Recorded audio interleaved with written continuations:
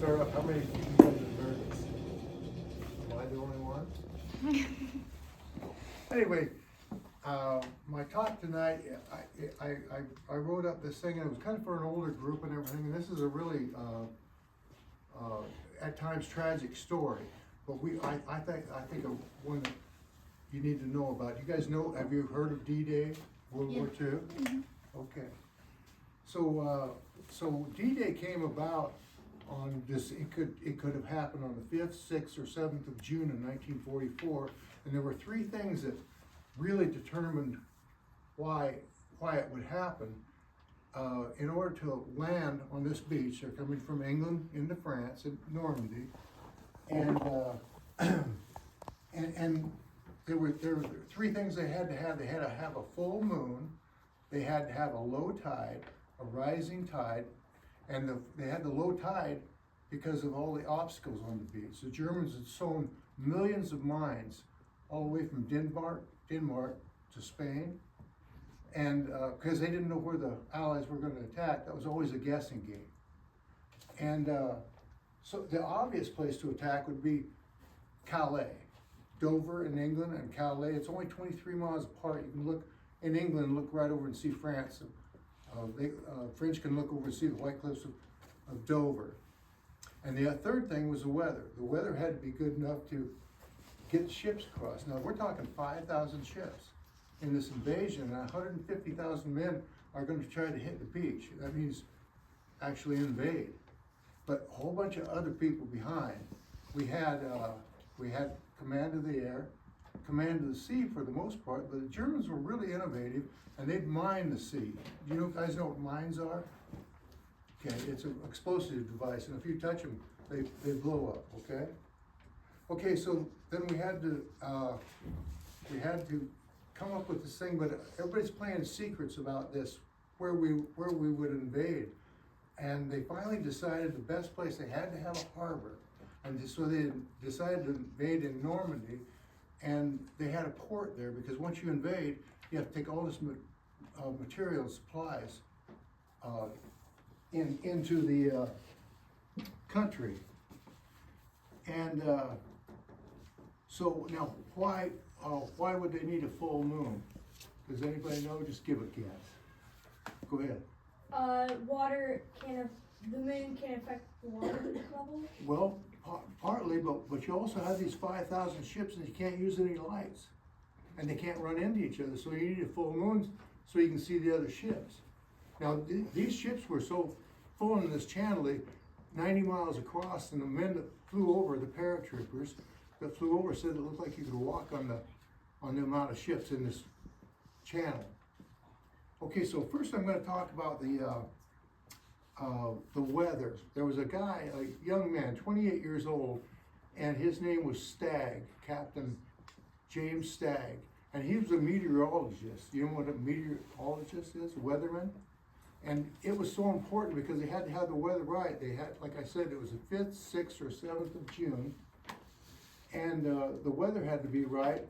But on the 5th of June, when they were actually initially destined to invade, the weather was so terrible that they had to call all the men. They started them out across the channel and called them all back in the harbor. And men were on the ships. They were terribly sick, seasick.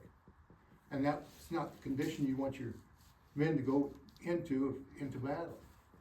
And so they halted it. And this Stagg that I'm talking about, he's the head meteorologist, and you're talking about 7 of the most powerful men in the world at the time. There was Eisenhower, Bradley, Lee Mallory, all the heads of the Army, Navy, Air Force, and you had to convince these guys who were talking into, do we commit?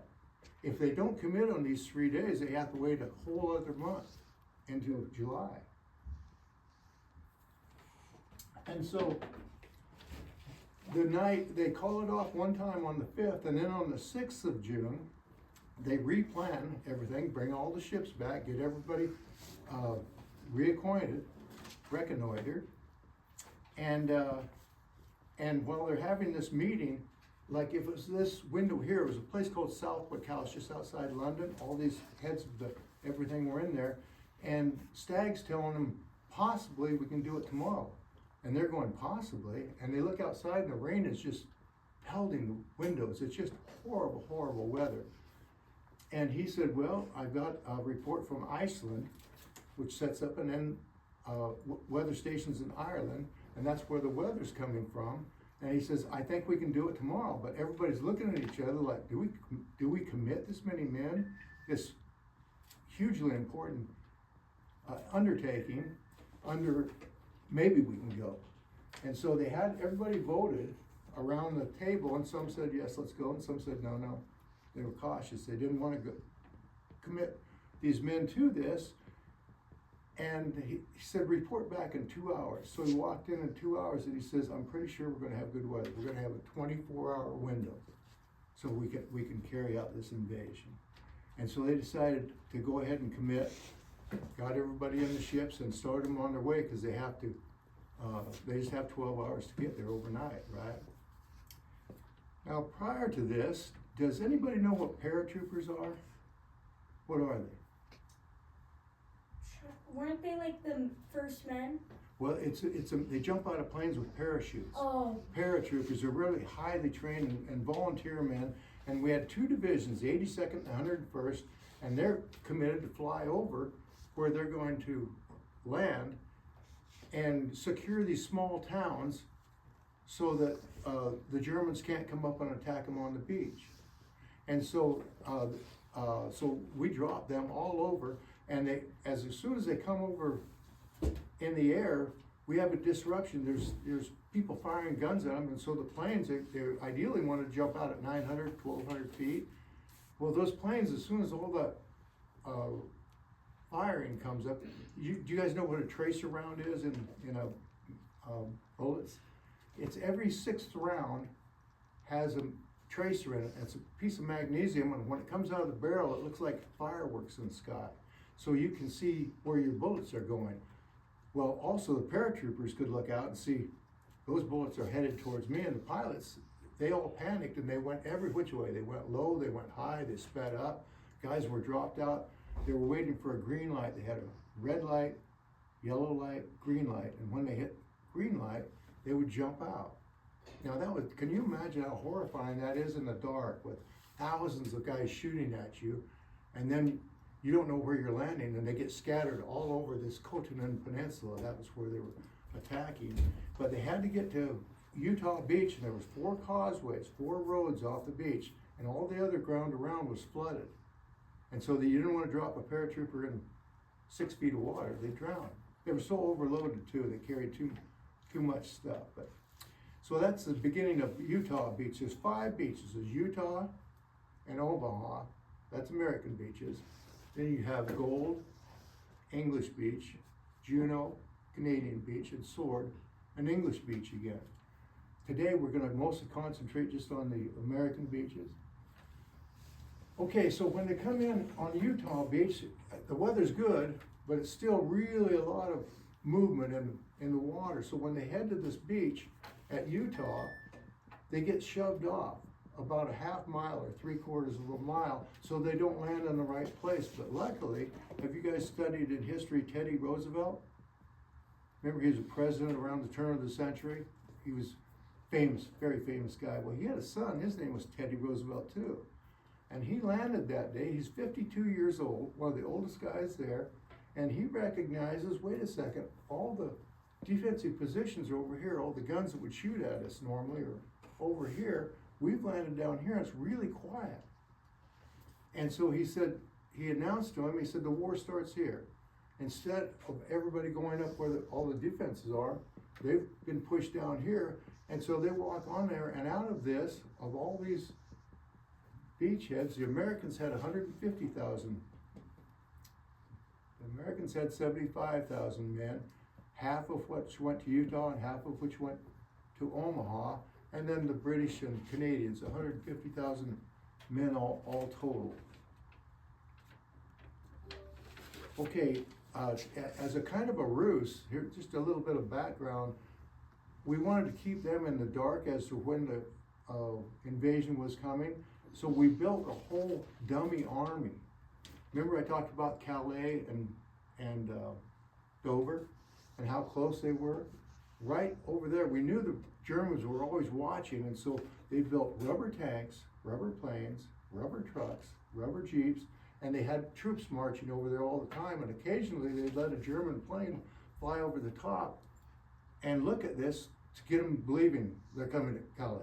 They've got to come there. It's only 23 miles. It's the closest place. They've got an army over there, and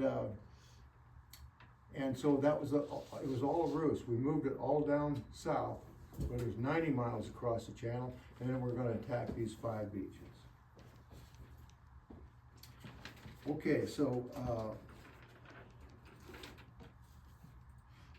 in between Utah, the 5 beaches are all close enough together so that you have to attack the beach, and then you have to control the area behind it. And in a 50-mile span, there's 5 beaches, and if you cut off any one of these, it's kind of like cutting off part of a body. They can't protect themselves, right? So they all have to be successful at the same time.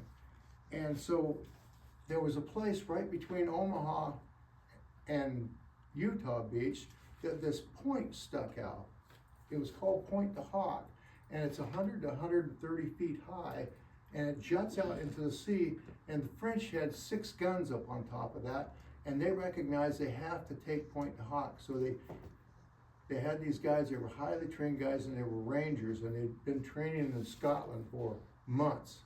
And these guys would climb, they could climb like monkeys, and, straight up these banks, but they prepared them with like, in these boats that they came in on, they put like torpedoes that would shoot up, mortars that would shoot up these ropes up on top of the cliff, and these guys would climb up. Now, can you imagine climbing up the highest grain silo in the area, and then you're climbing up, and there's a guy up on top, he's cutting your rope. You get halfway up.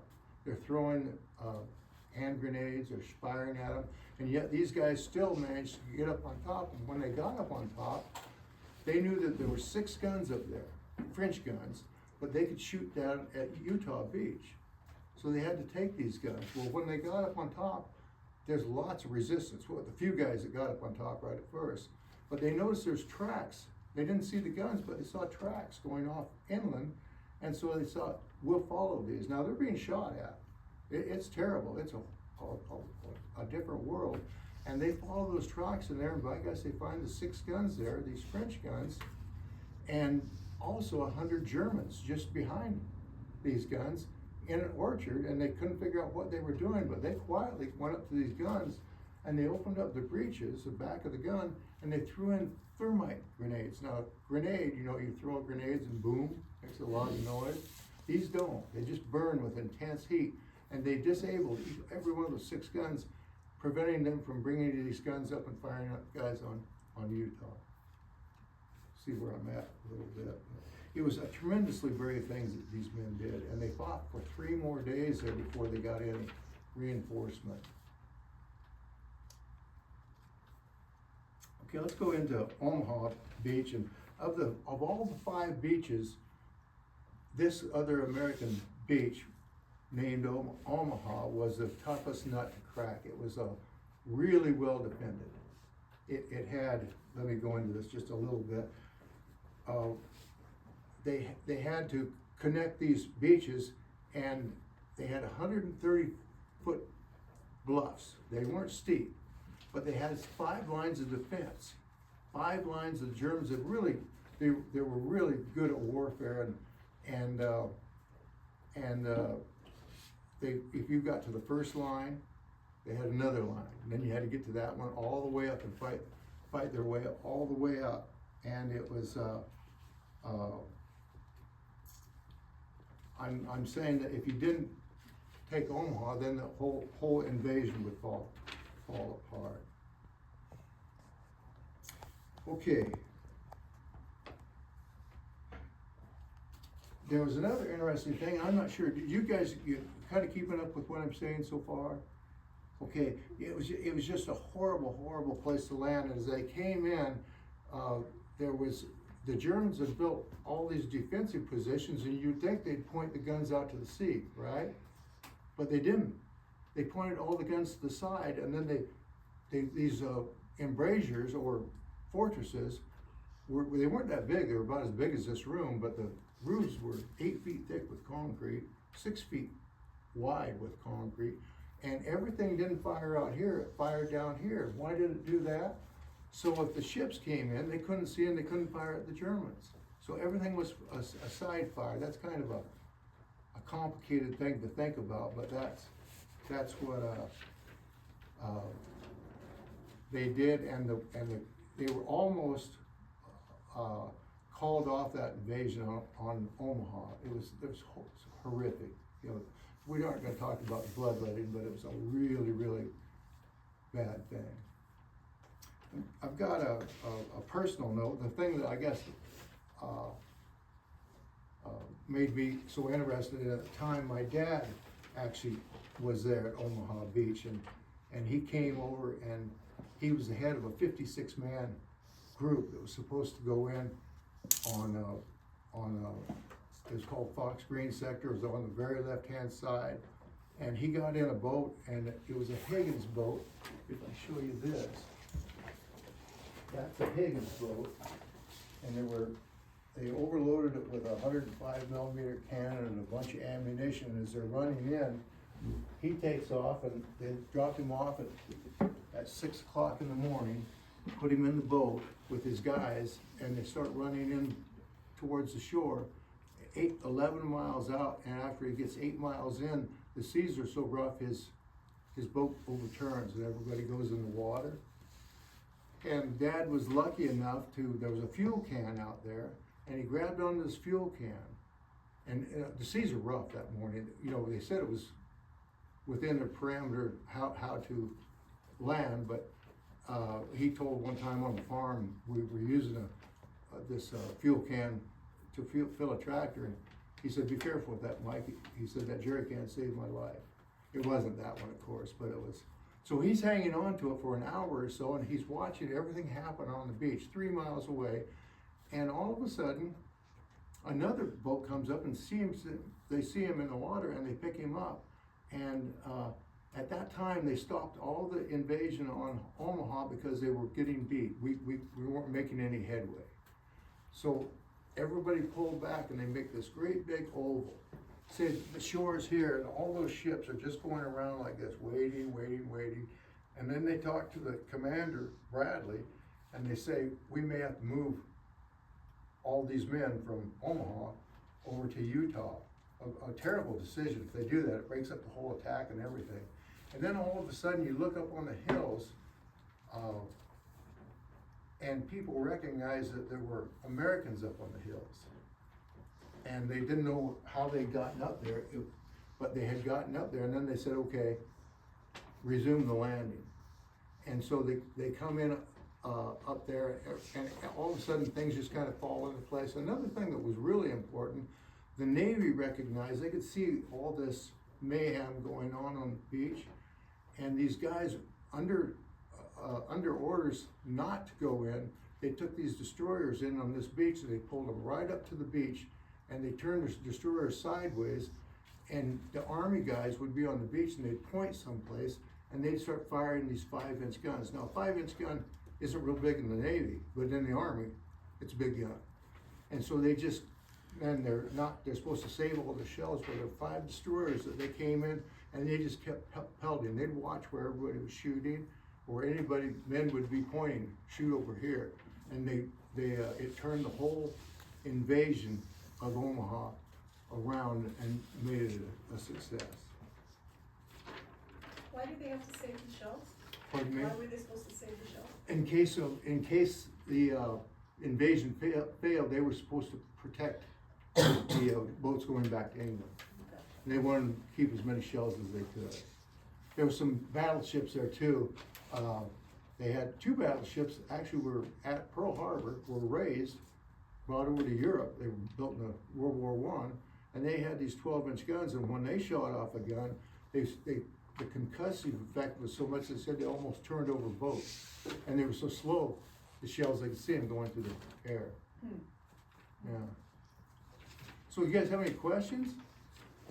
Can you show us, I think it'd help if you show us a picture of France, Okay. because I'm not very good at geography, but show us where Calais and Dover are. Or do you have any in your books that you could just I point out? probably I can fish through it, but if I had a, right on the, Yes, I do. Or do you want me to just- Do you have a world map? do you have a world map here? I'll find one. Didn't think there was I have a one little memo.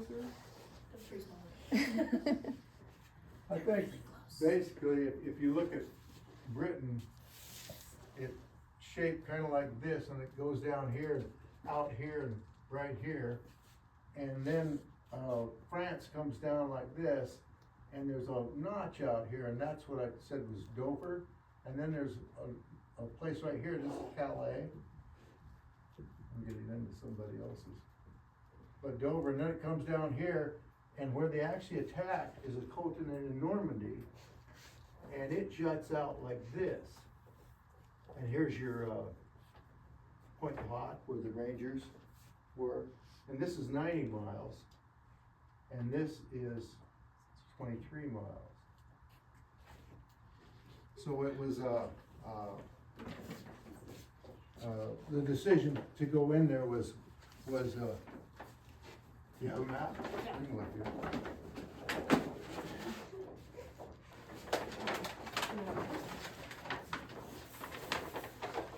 Keep my green card map just here. I need one at my house. Does that work? Yeah, that's fine. Okay, here's Britain and here's France, and see that little jut place right there, it's pretty small. But that little tiny piece right there, here's Dover and Calais, and here's Normandy. Do you guys wanna come up closer?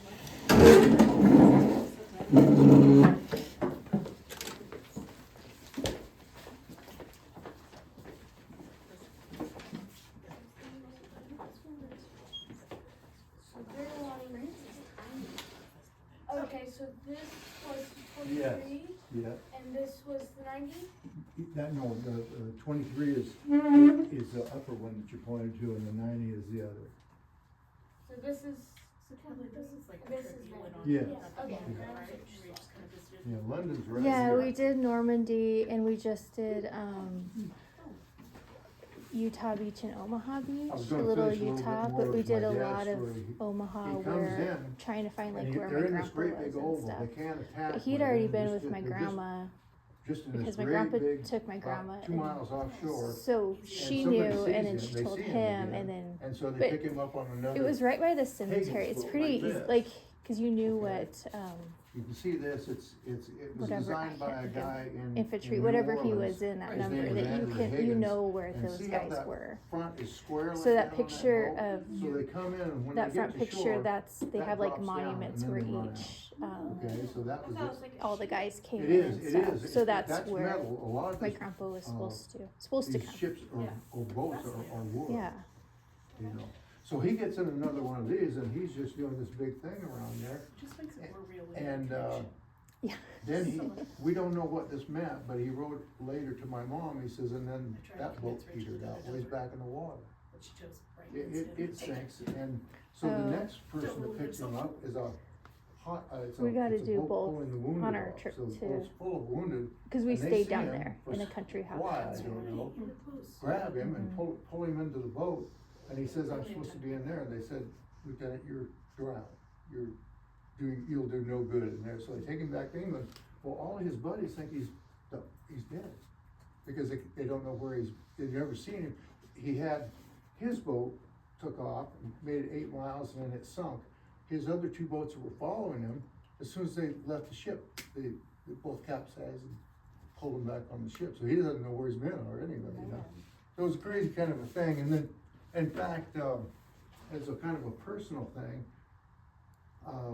when he finally gets back to France, he lands down where actually Utah Beach is, and he comes up and they're packing up all of his kit to send home to my mom and her, and my grandparents, to tell him he was gone, he was lost. Everybody just assumed he was lost when he walked into camp, and they were, and that's what scared him the most, that my mom would get the letter that he's gone, you know. So anyway, that has a real personal thing to us, and let me show you a couple pictures here. Did any of his original 55 men survive? Is he the only- The two other people, actually the ones that went into the water, they went right back on the ship. Oh. Pulled them back up, so most of those guys did. And this is, the monument to my dad's outfit, that stands just right above here, and this is all my kids. I was gonna talk, I didn't know how in depth to do, but there were 5 ravines on this beach, and this was a ravine. His job was to go in and take these men in with this howitzer and this ammunition and put a placard on the beach so following troop could say, we go there. And it was called Fox Green. There was 8 sectors on the beach, and his was called Fox Green. And so this is, you can see right there, there's a hill and here's the meadow with the cattle in it. Well, there's a ravine right there, and that was the Colville, They had some nasty right there. This is ironically, his monument is built on top of one of those defensive positions, German positions. They were called Widerstand Nest, strong point. So how, well it's defended. So just below this is this great big German embankment. It was number 62, and I listened to a guy one time being interviewed on TV, and his name was Gokel, Goekele, and they were interviewing him, and all of a sudden he says, well, where were you located? He said, well, I was in placement 62. And so this, and he had claimed to be responsible for killing over 1,000, not just his, but his strong point right there. And so one time I was with my brother, my mom, my brother's wife, myself and my wife, and I saw my brother Terry standing there overlooking the beach, and I said, what are you thinking? He says, I think if Dad would have made it, hadn't gone into the water, we wouldn't be here. And I truly believe that, because it was such a mess at that point.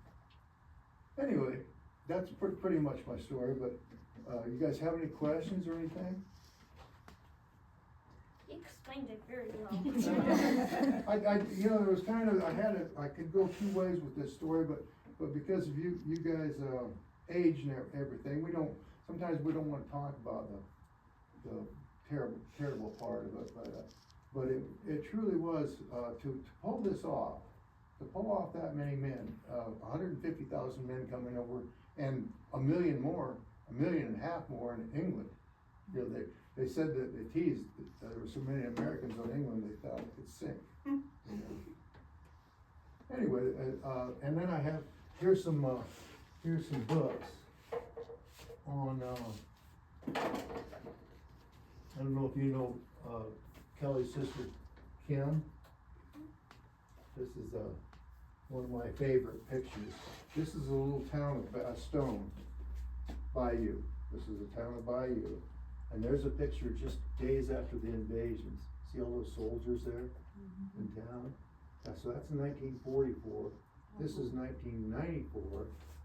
And this is Kim in 2015. And then we went over the same building. Last fall, we went over there with some friends of ours. So I made a point to find That's a that, great idea. when Kim, the reason Kim's in the picture, not Kelly or anybody else, we rented a house in that town, and she saw me put her coat on. She said, "Where are you going, Dad?" I said, "I'm gonna go find that building. I didn't know where it was. It's only a town of 17,000, pretty concentrated. So I went down there, and she said, "Well, I'll go with you." And so we had a fun place. Well, anyway, I hope you guys get a feeling for what went on, and a tremendous sacrifice, And then I had some things, kind of personal things. Here's a little bit right here. Millie, can you read that part? Just that paragraph? This one right here. Yes. A few minutes before our 11th hour. 11th hour, L.T. James N. McCartland, That was my dad. the commanding officer of the 56th Man Team, started for the shore to reconnoiter from the ammunition dump site, getting rides for himself, SGT San Gordino, and EVT Albin E. Yeah, it's tough. That's Polish name, Petrovich, I think. Petrovich in DUK The ducks, yeah, that's how you Ducks carrying one. Oh, It's a 105 millimeter howitzer. And anyway, that was just it was just a company report, and here's a letter from Dad's fellow officer talking about him, and anyway, so I had these personal effects and everything from when my dad was in the war, different pictures and things important. I had one I left at home. There was a letter he wrote to his folks when they were in Paris in December. Did you guys look at that penmanship? This is the guy that wrote this? Yeah. Look this up. Gentlemen? Oh, Yep, there you go. This is him at us, he's just before he passed This away, can't he's be at a me. Halloween Bring party. back many. isn't that Memory. beautiful though? Yeah, that They can't all be. I write think I in can read it. There you go. That can't Did be. they all write in Bring back. Probably. That's Boy, there's I letters. think I could read it. But it's beautiful. Yeah, it really was. It was, I met the guy one time and I took my boys down there. He was in Portland. I took my boys down there just to meet him because I knew the time was short. You know, he was in he had all his mental faculties, but he was in a nurse, not a nursing home, but a retirement home, let's say that. So we went to, he had us over and then he bought us lunch there, my two boys and myself, and he said, I've got a question for you, Mark. And I said, what's that, John? And he said, I got the promotion your dad was supposed to have. Did did your dad ever talk about it?